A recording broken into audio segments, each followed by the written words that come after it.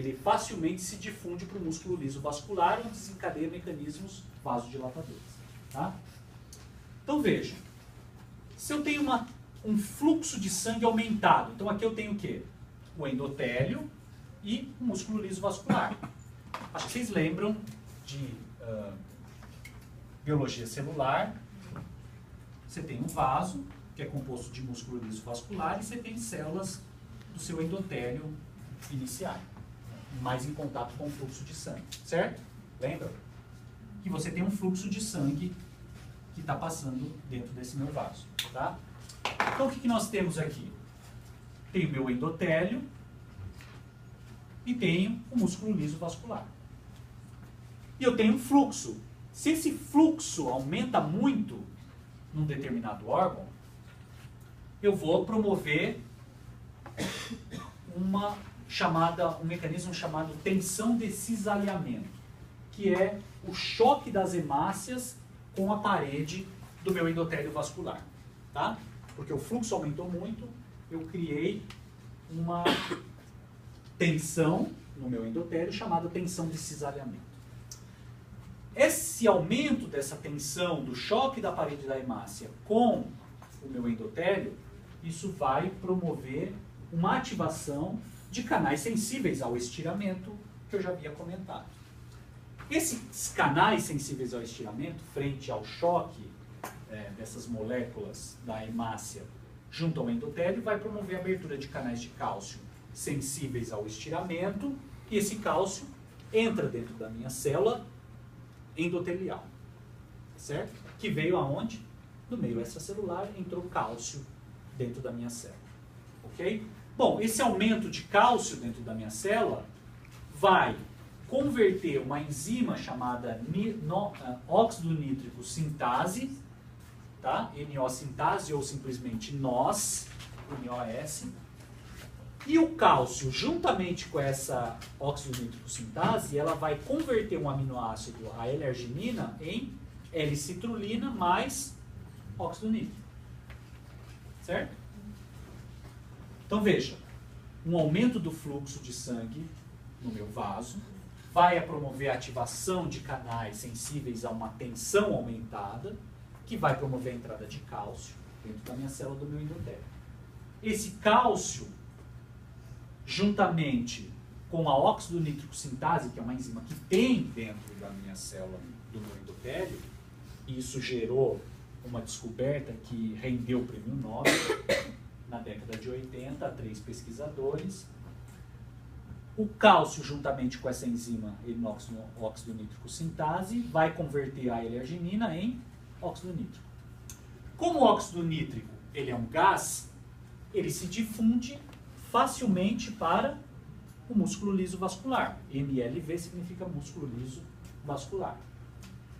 O óxido nítrico no músculo liso vascular vai converter um mensageiro intracelular chamado GTP em GMP cíclico, na presença da guanilato ciclase, tá? Uma outra enzima presente no músculo liso vascular.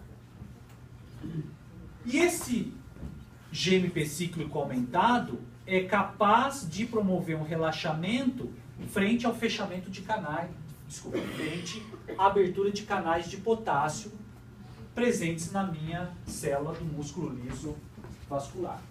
E dessa maneira nós temos vasodilatação no músculo liso vascular, consequentemente nós vamos promover a abertura diminuição da resistência no meu vaso, tá? E consequentemente, se eu diminuir a resistência, eu vou aumentar o fluxo. E aí eu melhoro o fluxo de sangue para um determinado tecido, frente a um aumento desse fluxo de sangue que foi aumentado aqui nessa tensão de cisalhamento. Tá? Então veja, o mecanismo, dependendo do óxido nítrico, depende de cálcio na presença de uma enzima que vai promover o óxido nítrico, produzir esse óxido nítrico. Como ele é um gás, ele se difunde para o músculo liso vascular, que é o músculo capaz de fazer constrição e relaxamento. Esse óxido nítrico aumentado, então, vai promover a um relaxamento frente a alterações de potássio na minha célula. Tá? Tudo bem? Um outro mecanismo local, vasodilatador sem impactar pressão arterial, mas sim regular fluxo, é o mecanismo dependente de adenosina que eu comentei.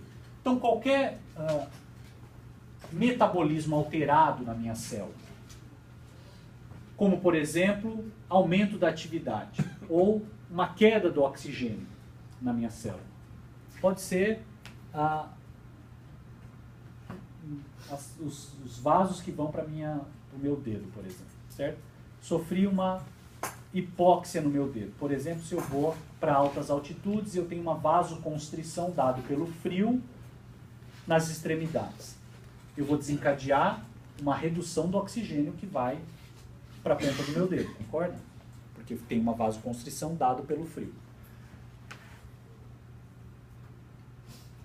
Essas minhas células vasculares vão produzir energia para tentar recuperar essa queda de oxigênio para essa região, produzindo ATP. O ATP vai ser quebrado em adenosina mais AMP cíclico, produzindo então essa adenosina. Essa adenosina vai se ligar em receptores dependentes de adenosina no meu vaso, desencadeando um mecanismo vasodilatador que depende de canais de potássio. Então abre canais de potássio, o potássio sai da minha célula, promovendo vasodilatação. Tá? Se eu promover uma vasodilatação, eu vou melhorar o fluxo de sangue. Se eu melhorar o fluxo de sangue, eu vou melhorar a oxigenação para o meu determinado tecido. Tá? E, consequentemente, eu vou recuperar a situação inicial de hipóxia. Mas veja, eu fui para uma situação de frio, eu tive uma vasoconstrição local dos vasos da minha extremidade. Diminuiu o oxigênio, desencadeei um mecanismo vasodilatador dependendo de adenosina para melhorar fluxo e recuperar oxigênio, porque as minhas células estavam precisando de oxigênio. Mas para isso, eu não alterei pressão arterial. Eu não precisei fazer com que o meu coração aumentasse frequência cardíaca, fizesse vasoconstrição periférica total para aumentar a pressão arterial, para aumentar o fluxo de sangue para a ponta do meu dedo. Certo? Então veja, esse é um exemplo de um mecanismo vasodilatador local. Tá bom? Então nós temos dependentes de adenosina, óxido nítrico, são os dois principais mecanismos vasodilatadores que regulam fluxo, sem que com isso nós tenhamos alterações sistêmicas de pressão arterial. Tá? Dúvidas? Não? Bom, então esses são os mecanismos, como eu comentei, de regulação local de fluxo, tá? Para manter um fluxo adequado para um determinado tecido. Bom, o que a gente vai discutir agora são os mecanismos de controle neural. Agora sim, esses mecanismos de controle neural são essenciais para regular variação sistêmica de pressão arterial. Tá? Para isso, é importante que vocês recapitulem as aulas do, não sei se do Donato ou do Vinícius, mas que discutiu o sistema nervoso neurovegetativo ou sistema nervoso autônomo, portanto simpático e parasimpático.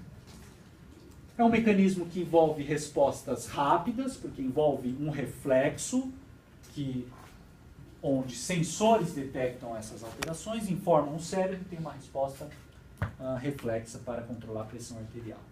Então, dentre os componentes, nós vamos ter o sistema cardiovascular, coração e os principais vasos que saem do coração, arteríolas, que regulam resistência periférica total, e o cérebro, como um mecanismo que recebe essas informações de queda ou aumento de pressão, integram essa informação e tem uma resposta eferente. E essa resposta eferente pode ser para vaso, regulando resistência periférica total, ou para coração, regulando débito. Tá? Mas se vocês olharem essa figura, então vejam.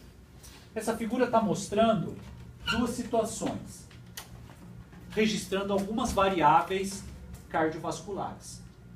Então vejam, nós temos fluxo de sangue, frequência cardíaca, pressão arterial média e pressão arterial pulsátil. Lembrando que aqui a média vai refletir a pressão pulsátil. A média não é a média de sistólica e diastólica, lembra? É 1/3 da sistólica, é a diastólica mais 1/3 da sistólica menos a diastólica. Tá? E aí nós temos dois fármacos. Um fármaco que, quando administrado, o que acontece com a pressão arterial?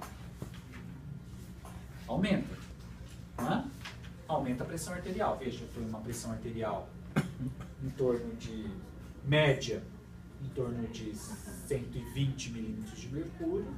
Quando eu administrei esse fármaco, a pressão aumentou.